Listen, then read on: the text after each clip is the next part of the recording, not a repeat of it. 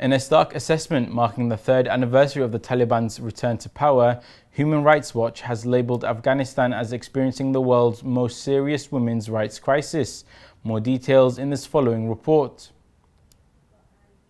The human rights organisation has emphasised that the women's rights situation is compounded by one of the globe's worst humanitarian crises, characterised by severe underfunding of aid and a mass return of Afghans from neighbouring Pakistan. Since the Taliban's takeover on August 15, 2021, Afghan women and girls have faced unprecedented restrictions.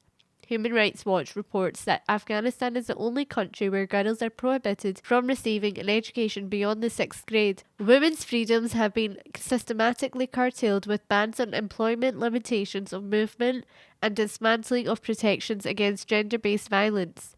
Additionally, women are barred from participating in sports or visiting public parks. Farishta Abbasi, an Afghan researcher at HRW, described the plight of women and girls as living their worst nightmares. She called on international governments to hold Taliban leaders accountable for their actions. Since January 2024, the Taliban has intensified its crackdown, detaining women and girls for alleged bad hijab practices, while also stifling freedom of expression and targeting journalists and protesters. The humanitarian situation remains dire, worsened by cuts in foreign assistance that have devastated Afghanistan's healthcare system, exacerbated malnutrition, and led to preventable diseases.